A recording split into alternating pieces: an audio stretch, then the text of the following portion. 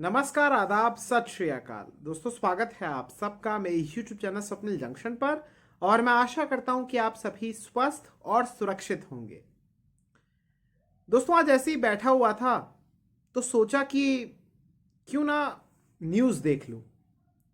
और समाचार जब मैं देखा तो बहुत सारी खबरें चल रही थी और समझ नहीं आ रहा था कि कौन सी खबर पर रिएक्ट करूं या कौन सी खबर पर एक विस्तृत विश्लेषण आपके सामने प्रस्तुत करूं। थक हार कर मैंने कहा कि भाई कुछ खबरों को ही लेते हैं और विश्लेषण तो नहीं करेंगे, लेकिन हाँ, एक पॉइंट ऑफ व्यू जरूर मैं रखूंगा आपके सामने, अपना ओपिनियन जरूर रखूंगा। देखिए, पहली खबर के साथ शुरुआत करता हूं दोस्तों। पहली जो खबर आई वो आई देश की राजधानी दिल्ली से। और दिल्ली ही क्यों, बल्कि जो देश की आर्थिक राजधानी है मुंबई, या देश के जो बड़े बड़े महानगर हैं, जो कई प्रांतों की राजधानियां भी हैं, वहां पर लगातार जो कोविड का ग्राफ है वो बढ़ रहा है। लिहाजा देश की राजधानी दिल्ली में तो वीकेंड कर्फ्यू का आज ऐलान हो गया। और इसी सप्ताह से यानी फ्राइडे रात 10 बजे के बाद से सोमवार सुबह 5 बजे तक दिल्ली पूरी की पूरी बंद रहेगी, माइनस जो एसेंशियल सर्विसेज हैं वो सारी चीजें चलती रहेंगी। इससे जुड़ी एक और खबर आई कि जो मेट्रो है या फिर जो बस सर्विसेज है वो पूरी क्षमता के साथ चलेंगी। क्यों? क्योंकि भीड़ बहुत इकट्ठा हो रही थी। और बीते दिनों खबरें भी आई कि दरअसल कई सारे जो स्टेशन है, कई सारे जो स्टॉप्स हैं, वहां पर अफरा तफरी मची, वहां पर जो भीड़ थी वो उग्र हो गई। फिर एक खबर आई दिल्ली से ही, वो थी कि दिल्ली के जो मुख्यमंत्री है केजरीवाल, अरविंद केजरीवाल, वो कोविड पॉजिटिव हो गए, कोरोना पॉजिटिव हो गए वो। और अभी कुछ दिन पहले वो लखनऊ में थे और वहां पर उन्होंने खुलेआम बिना मास्क के रैली की संबोधन किया। आगे जाके भगवान ही जानता है, मैं क्या कहना चाह रहा हूं, आप भी जानते हैं और भगवान जानते हैं कि आखिर आगे क्या होने वाला है या क्या हो सकता है। इसी प्रकार से मुंबई के भी हालात ऐसे ही। मुंबई में दिल्ली से तकरीबन आप मानकर चलिए कि दोगुना केसेस आ रहे हैं। और महाराष्ट्र में देश के सबसे ज्यादा केसेस आ रहे हैं। और वहां पर भी स्थिति अब धीरे धीरे नाजुक हो रही है। देश के कई ऐसे राज्य हैं जहां पर चरणबद्ध तरीके से अब पाबंदियों का लगना एक बार फिर से शुरू हो गया है। और एक बार फिर से वो तमाम चीज़ों की पुनरावृत्ति हो रही है, जिसमें किसी फला शहर से डॉक्टर्स का क्लस्टर मिल रहा है जो संक्रमित हो गए, या स्टूडेंट्स का, बच्चों का क्लस्टर मिल जा रहा है एक स्कूल से कि भाई यहाँ पर 70-80 बच्चे पॉजिटिव हो गए, या सचिवालय में पॉजिटिव हो गए बहुत सारे लोग। सरकार से लेकर प्रशासन तक, या स्कूल से लेकर आप कह सकते हैं कि अस्पतालों तक, हर जगह आप एक प्रकार से क्लस्टर्स सामने आ रहे हैं कोविड के संक्रमण के। और चीजें एक बार फिर से नाजुक स्थिति की तरफ पहुंच रही हैं। सरकारें लगातार ये दावा कर रही हैं कि अभी हॉस्पिटलाइजेशन की जो स्थिति है वो अभी स्थिति नहीं आई है, लेकिन संक्रमण फैल रहा है। दिल्ली की अगर मैं बात करूं, दिल्ली को अगर हम एक बेस रखें, आधार रखें, तो दिल्ली में जो संक्रमण की दर है वो 8% से ज्यादा की है। अब आप सोच लीजिए, 8% से ज्यादा यहां पर संक्रमण की दर है। देश में भी लगातार जो पॉजिटिविटी रेट है वो बढ़ता जा रहा है। और जब 5% को ये क्रॉस कर जाएगा तो स्थिति वाकई में गंभीर हो जाएगी।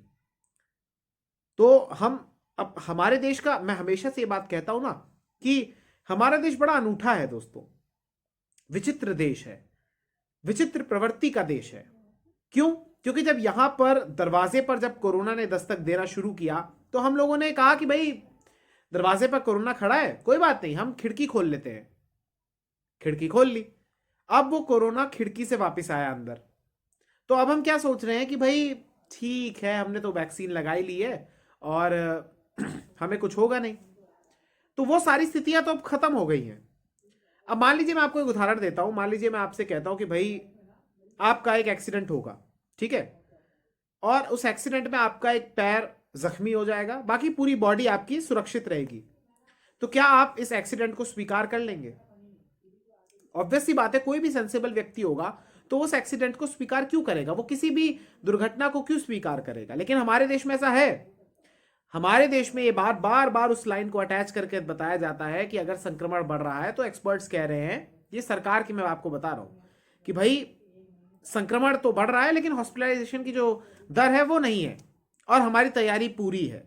आपकी तैयारी हम लोगों ने देख ली। हम लोगों ने देखी है हमारे सरकारों की तैयारी, और जिसको बहुत सारे लोग सिस्टम कह रहे थे। सिस्टम तो फिर वही बात हो गई ना कि कुछ दिखता तो है नहीं। आपने सिस्टम से सवाल कर लिए, सिस्टम ने जवाब भी दे दिया, और सिस्टम को आप कभी खड़ा भी नहीं कर सकते कटघरे में। लेकिन सिस्टम को चलाता कौन है भाई साहब? सिस्टम को चलाने वाले तो ये सरकार होते हैं ना, सरकारी अमला, प्रशासन, यही तो मिलकर सिस्टम बनता है, और हम भी। तो जब वही व्यवस्था नहीं करेंगे और फिर दोष देंगे उस सिस्टम को जो अदृश्य है, तो वही बात है ना। अब एक चीज और देखिए, अब कुछ खबरों पर और आते हैं। देश में अलग अलग राज्यों में जो विशेष तौर पर गैर राजनीतिक, गैर चुनावी जो राज्य हैं, वहां पर पाबंदियों का दौर लग रहा है। और जो राजनीतिक दृष्टिकोण से इस समय बड़े महत्वपूर्ण राज्य हैं, क्योंकि आने वाले कुछ हफ्तों में वहां पर चुनाव होने वाले हैं, तो वहां पर भी अपने अपने सिरे से जो पाबंदियां हैं उसका दौर शुरू हो गया है। लेकिन फिर भी अभी भी जो चुनावी राज्य हैं वहां पर जो रेला लग रहा है चुनावों का, चुनावी रैलियों का, वो अभी भी जारी है।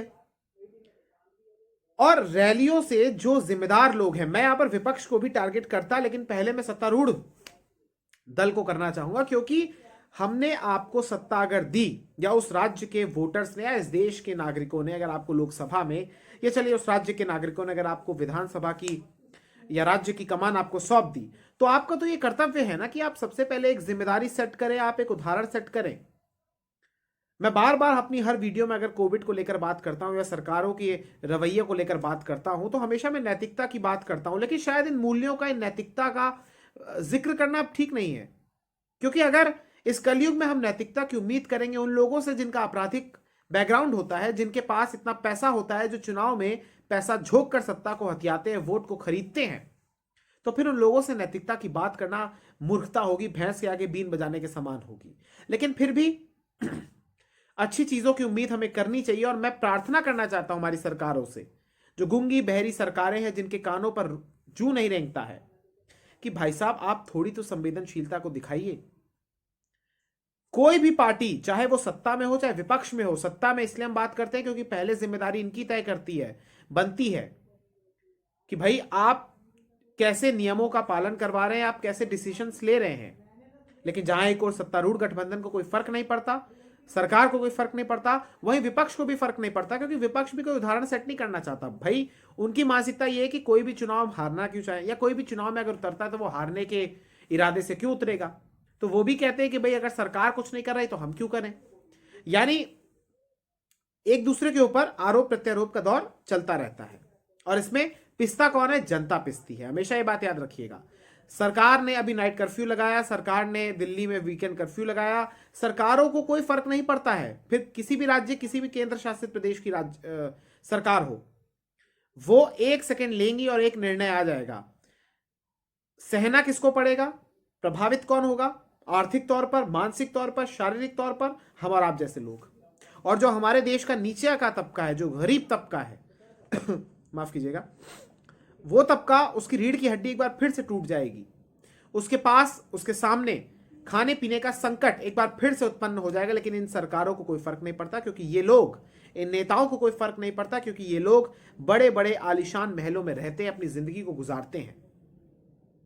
आपने कभी सोचा नहीं दोस्तों कि जो अपनी ये चल अचल संपत्ति को लिखते हैं, अपनी जो आय को दिखाते हैं, वो जो नामांकन पत्र होता है उसमें जब ये मेंशन करते हैं, फिर जब चुनाव में मान लीजिए जब ये जीत जाते हैं, तो उसके बाद जब ये मेंशन करते हो, तो वो जो डिफरेंस होता है वो इतना ज्यादा क्यों हाई हो जाता है। किसी भी अन्य प्रोफेशन में, राजनीति को छोड़ दें अगर, तो किसी भी अन्य प्रोफेशन में इतना बड़ा राइज नहीं होता है, इतना बड़ा हाइक नहीं होता है, इतना बड़ा सर्ज नहीं होता है पर कैपिटा इनकम में। लेकिन इन नेताओं की संपत्ति इतनी ज्यादा बढ़ जाती है, इतनी अकूत दौलत ये लोग इकट्ठा कर लेते हैं कि फिर सारा का सारा जो चुनाव होता है वो पैसों पर ही आ जाता है। लेकिन फिर मैं लौटूंगा आज की खबरों पर। एक खबर और सुनी मैंने, जो अखिलेश यादव समाजवादी पार्टी के अध्यक्ष हैं, उन्होंने कहा मेरे सपनों में भगवान श्री कृष्ण आए और भगवान श्री कृष्ण ने कहा कि तुम्हारी सरकार आ रही है। ऐसा कभी हो सकता है? बस इस पंक्ति से ज्यादा मैं कुछ नहीं बोलूंगा।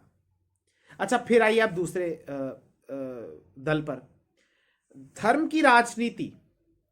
शायद हमने स्वतंत्रता के बाद यह सोचा था बहुत सारे लोगों ने कि शायद वो धर्म की जो मोटी लकीर है शायद वो धीरे धीरे महीन होती जाए, और फिर एक ऐसा समय आएगा कि जब ये सब कुछ मिट जाए और चुनाव शुद्ध रूप से विकास पर ही केंद्रित हो जाए। लेकिन ये सारी की सारी चीजें मिथ्या होती रहीं।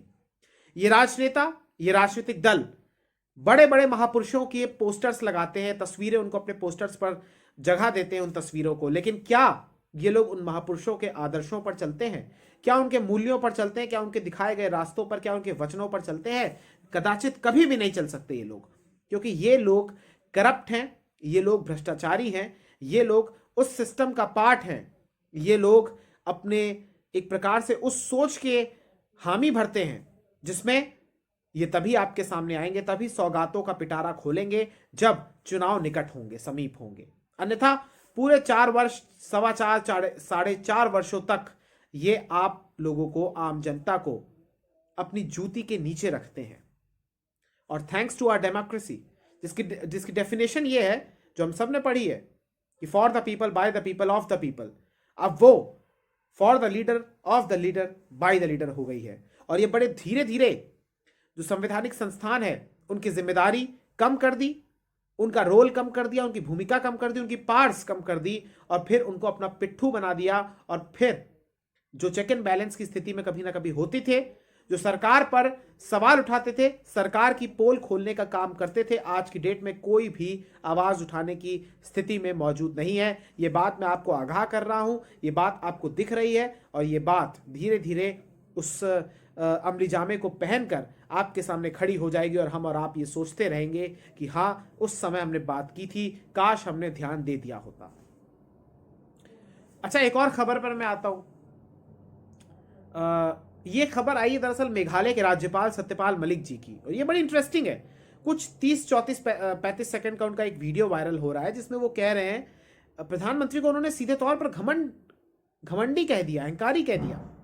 अमित शाह जो गृह मंत्री है उनको संबोधित करते हुए उन्होंने जो बात कही कि अमित शाह ने प्रधानमंत्री को लेकर जो कहा, और ये बात राज्यपाल ने कही है, गवर्नर ने कही है, एक प्रदेश के राज्यपाल जो कई प्रदेशों के गवर्नर रह चुके हैं, एक अच्छे खासे बड़े कद्दावर नेता हैं, उन्होंने ये बात कही है। बाद में हालांकि उन्होंने सफाई दी कि भाई मेरे बयान को गलत तरीके से पेश किया गया, लेकिन वो 34-35 सेकंड का जो वीडियो है वो सोशल मीडिया पर फैला हुआ है और वो उस पर बातें हो रही हैं कि आखिर, और सत्यपाल मलिक लगातार किसानों के मुद्दे को लेकर सरकार पर हमलावर है, जिस प्रकार से वरुण गांधी है। हालांकि वरुण गांधी को लोग सीरियसली नहीं लेते हैं, लेकिन सत्यपाल मलिक के जो विचार या उनका जो वक्तव्य है, उन्होंने जो बातें कही हैं प्रधानमंत्री को लेकर, और जो गृह मंत्री का उन्होंने बयान उन्होंने कोट किया, बाद में उन्होंने हालांकि सफाई दी जो कि हर कोई देता है, लेकिन हम तो पहले बयान पर ही जाएंगे क्योंकि पहले उन्होंने कह दिया ना। और ऐसा तो नहीं कि वो अपने सेंसेस में नहीं थे, पूरे होशो हवास में वो थे, और उनके बयान को कोई गलत तरीके से प्रदर्शित नहीं किया गया है। जो उन्होंने बात कही उसको उसी प्रकार से रखा गया, और जो समझदार हैं, जो सयाने हैं, वो उसको समझ गए हैं, जो ना समझे वो महान है।